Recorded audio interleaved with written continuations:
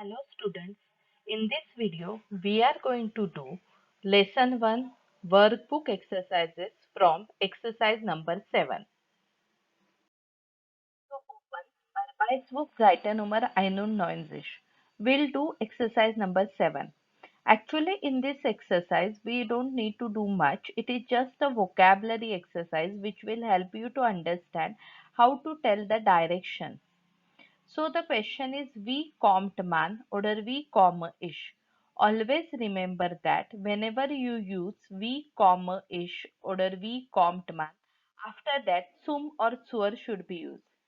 Zum is used for masculine and neutral nouns and zur is used for feminine nouns. So here, for example, see the first sentence. Stadtmitte. Stadtmitte is the feminine. That's why we will use wie komme ich zur Stadtmitte. But if I want to use Kino, I will ask wie kommt man zum Kino. So just keep this in mind. If it is masculine or neutral noun, you will use zum. If it is feminine noun, you will use zur. Whenever we ask the question like this, how I can reach that place, then the other person tells us the direction. So geradeaus means straight, nach links means left hand side, nach rechts gehen is to go right hand side. Always for direction, nach preposition is used. Okay, fahren, gehen, anything. Dann sehen Sie das Kino oder dann sehen Sie die Stadtmitte. Danke und wo liegt? Whenever someone is asking where does it lie, then we are showing the position. So it can be in der Nähe von. In der Nähe von is a phrase. Just remember this as a phrase itself. That means nearby to. For example, das Kino liegt in der Nähe von dem Bahnhof. Sie können mit dem Bus, Taxi fahren, zu Fuß gehen. Danke. So here are the questions. Few questions are there. Wo is der Bahnhof? Where is the railway station? Here you need to show the position. For example, der Bahnhof ist in der Nähe von dem Kino. Wie kommt man zur Post? Here, if we are asking how one can go to the post, then direction will come. Gehen Sie geradeaus nach rechts, dann ist die Post, you can say.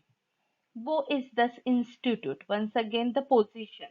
Das Institut ist die Ecke, at the corner.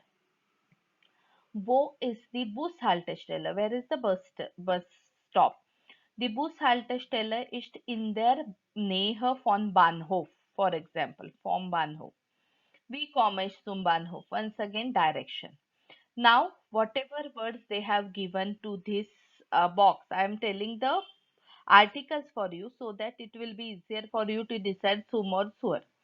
Post, die Post, Schule, die Schule, Stadtpark, der Park, das Museum, die Kirche, die Bushaltestelle, das Kaufhaus, das Fitnessstudio, die Stadtbibliothek, die Oper, das Kino, das Theater. While doing preposition exercise, you are supposed to know the articles. I hope this is clear. Now, on the same page, Aufgabe 8, we are doing this exercise only for the sake of preposition. Where you don't need to write this survey oft, manchmal, selten. The question is how often do you do this? Wie oft is how often, and answers they have given often, manchmal means sometimes, selten is rarely, nie means never.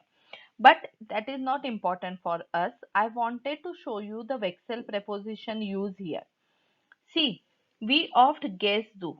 Gehen means to go. So we are doing showing the action direction we are showing. So whenever direction is shown in Wechsel preposition, we use accusative article. So we oft guess to in restaurant. We oft guess to in kino. We oft guess to in den park. We oft guess to in the Stadtmitte. We oft guess to of the post. Here, everywhere accusative is used because of gehen. Gehen fahren shows that we are doing showing the direction, and that's why accusative is used. And one more thing important here, if you remember, I told in the preposition uh, video also that for post and bank you have to always use auf preposition. Wie oft gehst du auf die Post? Wie oft gehst du auf die Bank? So here only the construction of gehen along with the Wechsel preposition, it must be always accusative, that is important. Okay. Now, on the Arbeitsbuch, Seite Nummer 92, Aufgabe 9. Here also we are going to deal with Wechsel preposition. We are going to check whether it is an action going on or position is shown. This will help us to understand where to use which case. If you remember, in Wechsel prepositions, accusative is used whenever some action is going on, and position dative is used whenever position is shown. So the same thing is shown here. So we will analyze the sentences. Analysera die Sätze, markiere Aktion A oder Position. For example, first one. Wir sitzen alle auf der Terrasse. Now here sitting, we all are sitting in the on the terrace. Here we are showing the position. So position is shown, that's why auf der Terrasse. D has changed into there as per dative. So whenever position is shown, it is dative. That's why P is written. B. Michael hängt seine Kleider in den Schrank und legt seinen Koffer unter das Bett. Here there is a doer in this sentence. That doer is Mishail. Mishail is doing that action. Mishail is hanging his clothes in the cupboard and keeping the luggage under the bed. So here he is doing that action. That's why in den Schrank unter das Bett accusative is used. I hope whenever there is a doer in the sentence, that who is doing that action, it is always some action is going on. So here you can write a. I hope it is clear. See, das Bild von Schloss Neuschwanstein hängt seit immer im Wohnzimmer. Here we don't know who has hanged the photo, but that photo is hanging as usual in the living room. So it shows the position. So for position we write P, and because of position im is used. Thus Wohnzimmer has been converted into them Wohnzimmer. That's why it is im. They Natalia stellt die Blumen in die Wasser. Here, Natalia is the doer who is doing the action, who is keeping the flowers in the vase. So that's why it is action is going on. Accusative is used. That's why the article remains the same in accusative. Are you understanding the difference between when it is action is shown, when position is shown? Whenever position is shown, there should be dative. Whenever action is shown, there should be accusative. I hope the concept is clear to you. The remaining sentences we will discuss in our live class. Now, nicht zu vergessen. That means here are the few important verbs which are useful in Wechsel prepositionen. So we will understand where to use which verb. These verbs are important because they are used frequently in Wechsel prepositionen, and these verbs can help you to understand the case of the sentence. So first let's see first figure, legen or liegen. Legen and liegen both means to keep. Now what's the difference between them? Let's understand with the help of examples. Legt den Ball auf den Boden und der Ball liegt auf dem Boden. In the first sentence, he is keeping the ball on the floor, and the in the second sentence the meaning is the ball is kept on the floor. In the first one, someone is doing that action, and in the second one, the action is already done and position is shown. So whenever action is going on, you have to use legen, and whenever position is shown, you have to use liegen. Always remember that whenever legen is used, the case will be accusative, and whenever liegen is used, case will be dative. Now, let's understand about stehlen and stehen. Stellt die Flasche auf den Boden. Die Flasche steht auf dem Boden. The same difference is here. In the first sentence, someone is putting the bottle on the floor, and the bottle is already kept on the floor. So whenever there is some action going on, whenever there is doer in the sentence, it is always accusative. And whenever the action is over, position is shown, it is always dative. So stellen always takes accusative in the first sentence and stehen always takes dative. That's why then and them is the difference here. Now, what is the difference between legen and stellen? Because this is also used very frequently.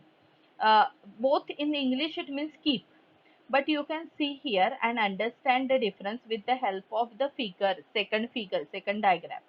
If something is kept horizontal, for example, book or notebook, then it is always liegen or legen. But if something is kept vertical, like bottle, laptop, computer, then it is always stellen or stehen.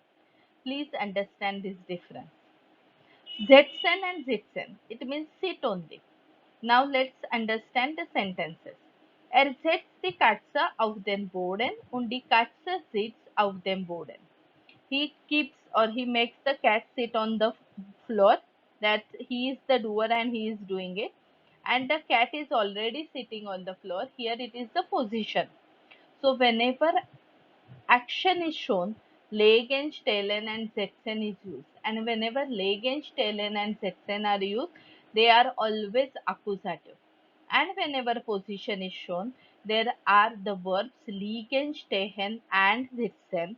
And there's liegen, stehen and sitzen always take dative case.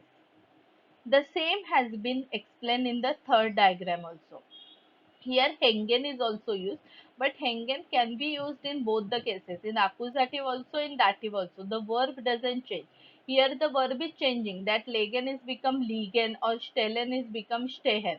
But in hängen it remains the same verb in both the sentences. So the let's read the example. Er stellt den Kasten an die Wand. He is keeping it vertical, that's why it is he is keeping that box or something on the wall. Er hängt das Bild an die Wand. He is hanging the picture. Sie legt das Kind in das Bett oder ins Bett. That she is keeping the child in the bed. So here there is a doer, er or sie are the doer in this sentence. Action is going on. That's why everywhere it is accusative is used. Wohin. Usually in case of Excel preposition, we ask the question, wohin stellt er den Kasten? Wohin hängt er das Bild? Wohin legt sie das Kind? So always wohin question is asked, and whenever this stehlen, legen, hängen, setzen is used, it is always accusative. Now whenever wo question is used, it is always dative. Der Kasten steht in dem Zimmer. The Kasten means that box or that cupboard is in the room. Das Bild hängt an der Wand. The skin leaked in them bed oder im bed. So here action is over, position is shown, so dative, and the question will be here, wo steht der Kasten, wo hängt das Bild, wo liegt das Kind. So always remember legen, stellen, setzen is accusative, liegen, stehen, sitzen is dative, and understand the difference between legen and stellen, as well as hängen you have to decide according to the action or position. Are these works clear to you? I hope you have understood these works. Now in the next video we will solve the exercise based on this. Thank you.